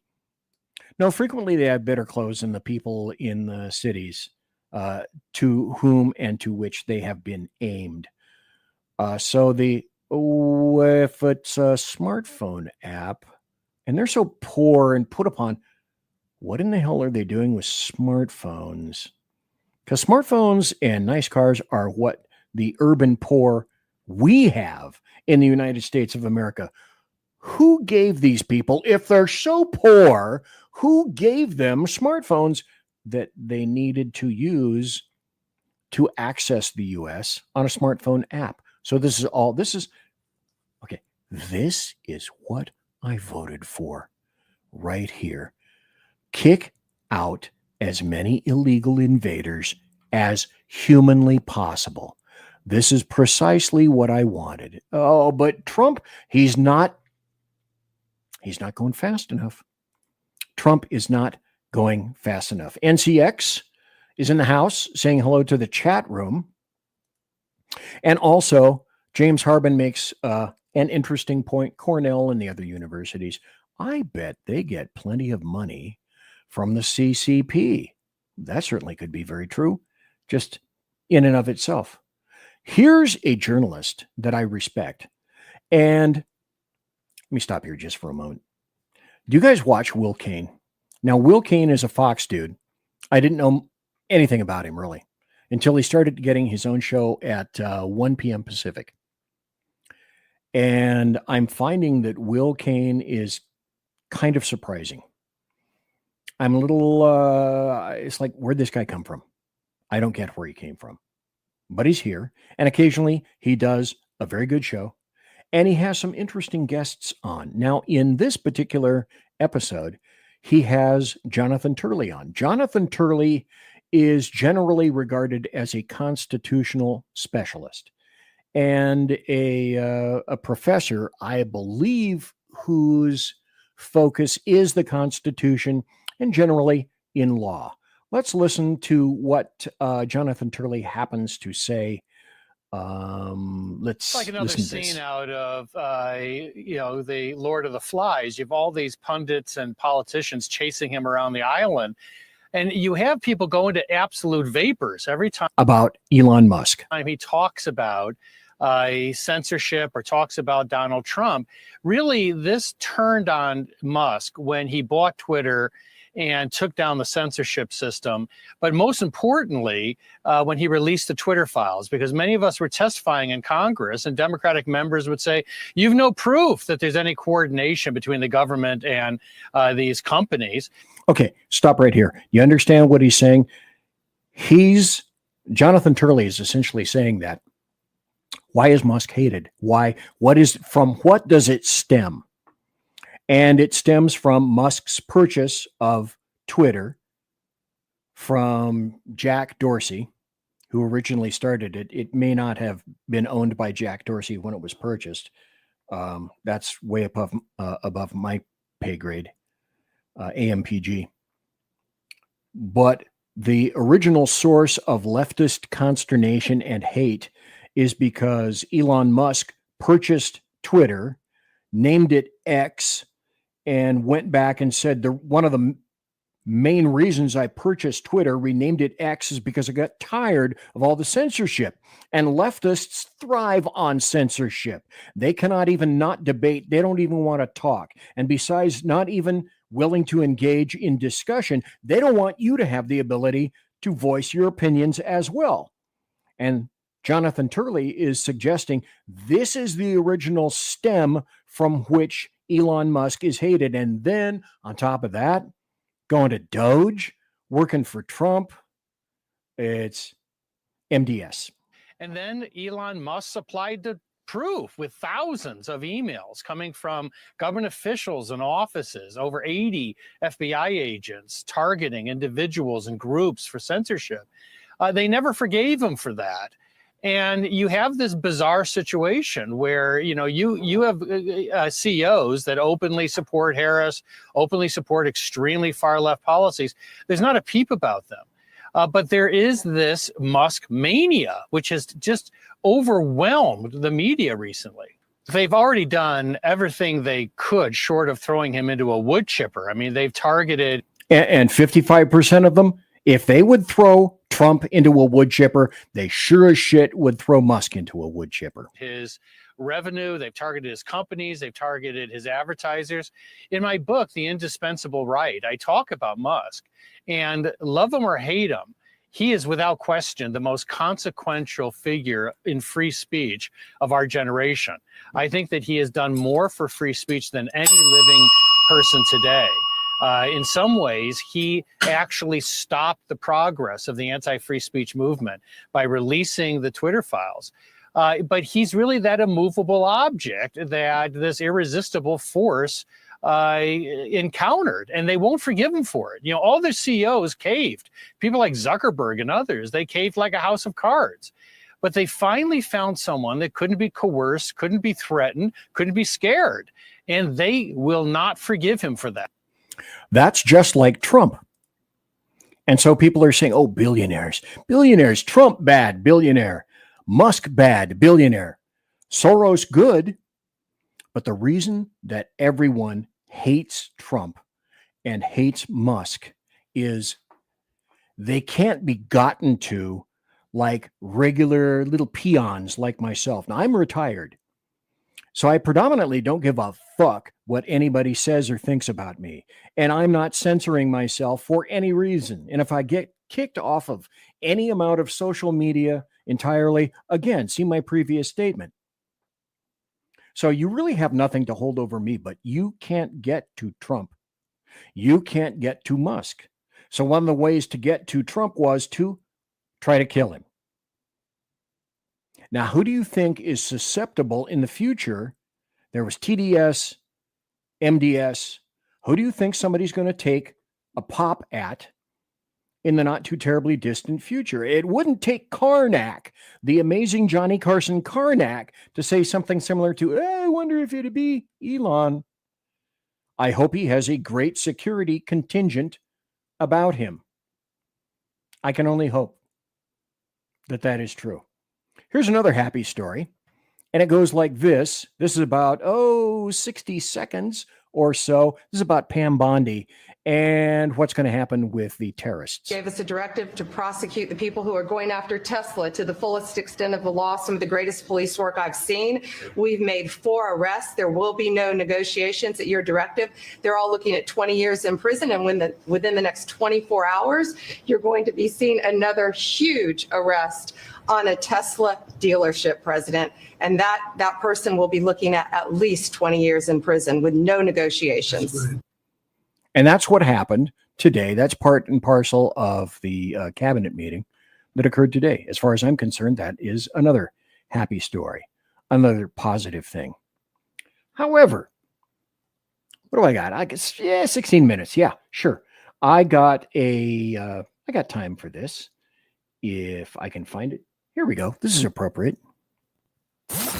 Tales from the racist, sexist industrial complex, courtesy of BZ, here on the Berserk Bobcat Saloon radio show. And racist? Who's been proven to be racists more these days than just about anybody? Well, let me express myself. You can call me anything you want, but I don't mind putting labels on people if that's what they are. Here is a black male racist. And this black male racist is just like Islam. Every once in a while, you have to wake the hell up and realize that when people say they mean to kill you or enslave you or hurt you or injure you or take you out, you have to believe them. You have to listen to what they say. Here's 15 seconds of a lovely black male racist. Don't know who this guy is. Couldn't care less. I really had enough of this whole life. So I'm going to just go ahead and say it. Fuck every white man, woman, and child alive on this planet. All of you motherfuckers need to die. All of you do. We need to go for a global, recessive genetic purge by any means necessary. Every last one of you white man, woman, and child on this planet need to die. BC, that's so over the top. Why do you even play crap like that? Because you need to understand what's going on around you. You need to understand that you're not just a gaup. That's a guilty, overeducated white person. Gaups are spineless. They lack courage. And they had everyone revolving. You had gaups bending the knee. You had cop gaups. You had the FBI gaups bending the knee to BLM. There was nothing more embarrassing than that crap. And then speaking of gaups, people used to fear this guy. He's a joke. He's an absolute joke. This is from the Washington Free Beacon. He's another fucking racist and historical racist because he's always been a racist. Remember Hymietown with Sharpton? Well, here he is. He's just lost a few more pounds, though. That's all. Al Sharpton uses MSNBC airtime to promote DEI boycott against Pepsi. So the reason I'm including this to you right now is maybe it's time for you guys to go out and get some Pepsi and tell that racist essentially to get fucked. Because I don't mind doing that. I call them as I see them. Here's the newest member, the leader of the racist industrial complex. And people are saying something similar to, this person needs to be on the ticket for 28, along with another person that I will tell you about in just a moment. But anytime she opens her little racist mouth, this is what you hear, similar to this kind of crap. Realm. So I am telling you that this is a failed thing, but we've got to do better to connect the dots and let people know the reason you can't afford a home is because of these failed immigration policies. The reason you're not going to be able to afford your food is because of these failed immigration policies. And the same can go for the hospitality industries, where we have so many of those in the hospitality industry that are saying they do not have the workers that they need right now. Now, do you remember a couple of days ago where she said, oh no, the Negroes are not going to be slaving anymore. We are done picking cotton. But this is more racist bullshit saying that, oh, well, people are going to lose their jobs and we can't have illegal invaders kicked out because who would pick our fucking cotton? Who's going to pick our fruit? Who's going to swab out the toilets? Who's going to pluck the pennies from inside the sofa? Who's going to wash the windows? Who's going to labor in the heat? Who's going to work in the fast food industry ad nauseum? Well, we're done with slavery. We're not picking cotton anymore. She is part and parcel of the racist industrial complex. And if she doesn't like it, what I say essentially is, what? If you disagree with me, if you don't think that's correct, if you think I'm wrong and I'm not, then my advice to you is stop being a fucking racist. Then, hey, look, that's pretty simple. Then there's this. John Kennedy, Senator John Kennedy from Louisiana, kills me. He's got one-liners like nobody else does. So let's play this in homage to John Kennedy, because I like the sheen of his coat. What do you think of the new leadership, Jasmine, AOC, and Bernie? I consider Congresswoman Ocasio-Cortez to be the leader of the Democratic Party. And this is what I said. Can you imagine if it's Jasmine Crockett and it's AOC running in 28? AOC, president, and Jasmine Crockett for VP. To which I say, at the rate that those two are continuing, I have to look up. I don't know if you guys saw my hat. It says, trust in God, not government. And at this point, for that, I would say something similar to, oh God, please, please let them be the ticket for 2028. Let them be that ticket. And Cheetah is in the chat room. Thank you. We have, again, continuing. It fluctuates between 35 and 37, pushing towards 40 people watching live right now. So Cheetah, thanks for being in chat. I greatly appreciate that. And Unleashed Jeremy Hansen says, yeah, that's the slave labor that they want. And don't think that it's not the Republicans too, because it is. It's the Republicans as well. They want the cheap labor. And these people want the cheap labor. But they don't forget, they also want the vote. Here's John Kennedy. I'm not going to be able to play all of this, but it's an interesting tete-a-tete between Joe Scarborough and John Kennedy on Morning Joe. First, let's add this to the stage, then go. I've got to believe that most Republicans like you, I've got to believe that most Republicans like you believe in fair trade, but also believe in free trade. Where are they right now? And do you believe that Republicans in the Article 1 branch should step forward and take back some of this power to round off maybe some of the roughest edges on these tariffs that are going to hurt people in Main Street USA? Well, I've been preaching for 2 weeks on the Senate floor. I don't want to be at war with Canada. I've been preaching for 2 weeks that Canada and America should go to zero reciprocal tariffs. Here's my point.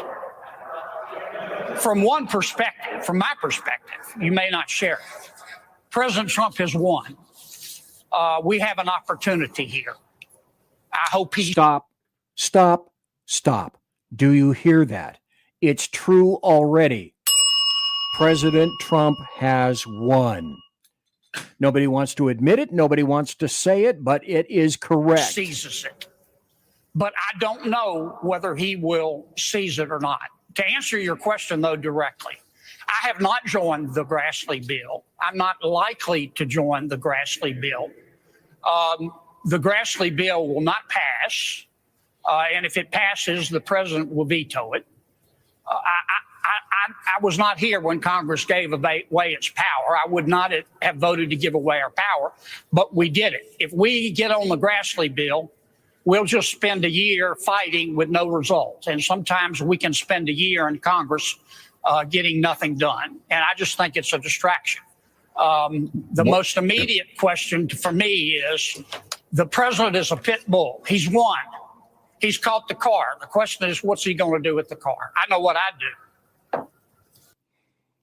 John Kennedy is a smart guy. John Kennedy is pretty much like Cheetah said, he's a very smart dude. He's been awesome.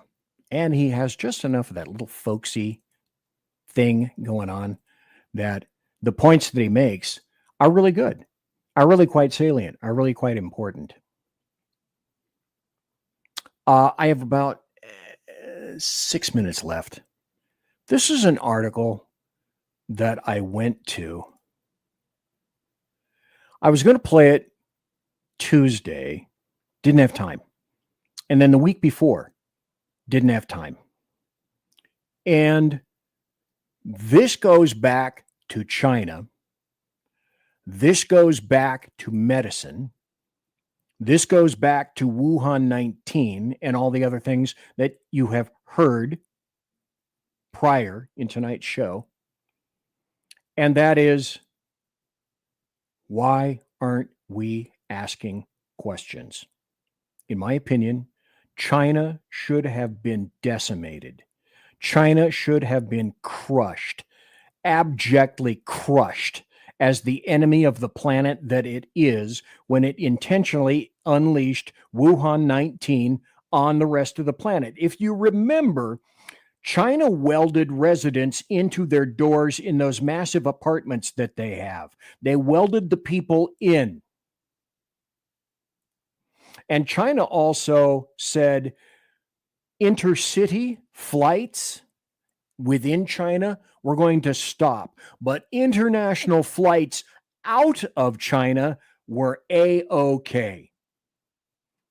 You cannot possibly conjure that wasn't obvious intent, that they wish to spread the filth and the buttery virus goodness throughout the rest of the planet. And yet China somehow wasn't crushed. Crushed, and I mean crushed abjectly. Ruined. Economically, fiscally, in terms of trade, everything. Burned to the ground. But we were so scared to the point where we didn't ask questions, and we're not asking questions now. Why are people dying? What's happening to everyone? And this is another story indicating that. Answer this question. How does this occur? Nurses at a Massachusetts hospital concerned about a growing number of cancer cases among the staff. Okay, now let's isolate this, shall we? Nurses at Newton Wellesley Hospital say they are concerned about the growing number of cancer cases among longtime nurses who have been working on a 5th floor maternal care ward. Stop. How much more narrow can you define this? It's about the most narrow of narrow. The only thing missing was among people who have bad toes and foot problems. But cancer cases are going up at a singular hospital. About longtime nurses working at a singular hospital who have been working on a specific floor in that hospital, the 5th floor, in the maternal care ward. How much more specific could you get? And people are flummoxed, I tell you. They're flummoxed. The woman who was a whistleblower, thank God for that, who asked not to be identified, said she is not alone amongst her nursing colleagues. It's getting to the point where the number just increases, and you start to say, am I crazy thinking this? To even question yourself, to think that you are crazy about thinking this, when the parameters are so damn fucking narrow, you must not ignore this. Everything there on that floor and all those specifics must be questioned. Nurses diagnosed with brain tumors. The nurse claims as many as 10 nurses who work on the 5th floor in that singular hospital have been diagnosed with different brain tumors over the last years, some cancerous and some not. She said 3 have had surgery and believe the hospital has not been supportive enough. Let's take this off the screen. This is illustrative and endemic about we can't question the obvious anymore. That's starting to change. And like I said about tonight's show, it's about China, it's about Iran, and it's about Trump. Trump is starting to change this. You are seeing social media change. I've seen a big difference in the things that I can, quote, get away with in terms of free speech. Well, damn me for even thinking about quantifying it as getting away with. It's my damn free speech, and I should have it. Yes, they're private. Are they a platform or are they a host? Sometime, somewhere, that's going to have to be determined. Now, before we go, this is it for the show. Just because I got to show you this again, because this still wigs me out. This is the hat that I got, the Bobcat hat, which I'll put on. I'll try to put this on next Tuesday, because I'm going to be back Tuesday night next week and Thursday night next week. And there's a little ear here, there's a little ear here, and I'll put this on. And once I get through with this tonight, I'm going to take this out, put it on my head, and the dogs are going to bark like crazy. I don't know why I'm so weird. I just liked that. I absolutely liked that. Also, Cheetah said, considering the real threat that another version of a China virus might be unleashed again, I'm sure U.S. intelligence is all over that scary thought, but possible. Okay, let me throw something out there into the ether. I've said it before and I'll say it again. Number one, we know China is our enemy. Technologically, we know that they have a fairly damn good grasp on technology, the bulk, I suggest, of which was stolen from the United States of America or other Western civilizations and Western countries. And we know that China has been purchasing as much as possible about the human genome. They have been going into various, like 23andMe, I think, went bankrupt, and they have gone in, and when people submit their DNA to various countries, which I think is a remarkably stupid idea, but that's just me. China's been buying it all up. China they'll do anything in terms of, they will experiment on anything, on anyone, about anything. And you can't tell me that this is not the ultimate goal. Now, how far they are from realizing this, I do not know. I would not have the first clue. But do you remember probably 4 years ago on the Tucker Carlson show, before he was completely excised by Fox? On his show, he had a Chinese laboratory doctor who said that in her opinion, and she knows that this was true, that China intentionally released Wuhan 19 upon the planet and from a lab, that was done intentionally. So here's what I suspect is coming down the pike. Don't know when it's going to be coming. China is currently working on some kind of a program in which to identify as many pieces of DNA as possible, as many genomes as possible, in order to possess what they would consider, and I think any logical thinking person would consider to be the ultimate weapon, a virus that will kill everyone on the rest of the planet except for native Chinese.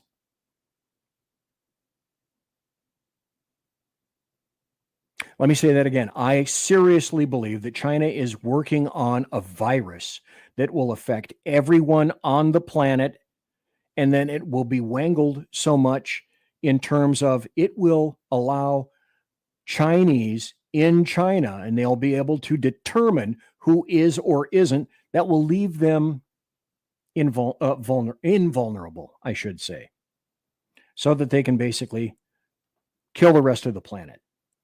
Dude, you're just fucking nuts. You're a conspiracy theorist. No, I'm not. China is our enemy.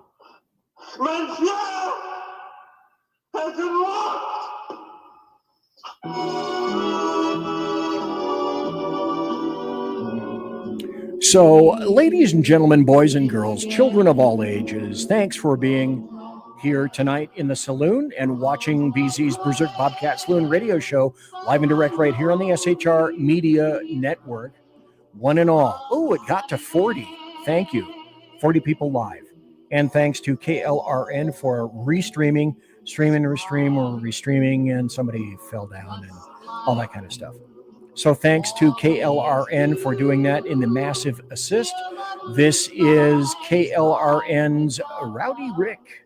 And his show is on Tuesday through Friday. It'll be on tomorrow morning, 9 a.m. Pacific, 11 a.m. Central, and noon Eastern. So good to see him. Tiaras, by the way, right here, are by My Little Pony. And as per normal, promotional consideration is by the Lockheed Martin Skunk Works, also by Shure Electric Voice Microphones, the Arrakis Company, who happen to make my board, and Pratt & Whitney Engines producing Thrust. You can trust. Thanks to everybody watching live. Thanks to everybody in the chat room and listening later in podcast. I will be consorting with my KC-135 Kettle One refueling team in just a few moments. God bless. Take care, everybody. Be safe. Quiet down now and get some sleep. Good night, everybody.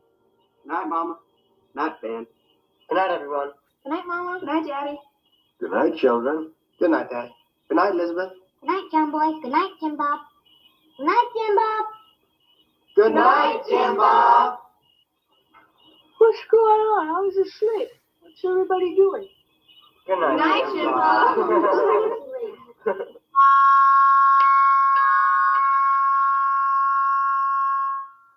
Good night, and good luck.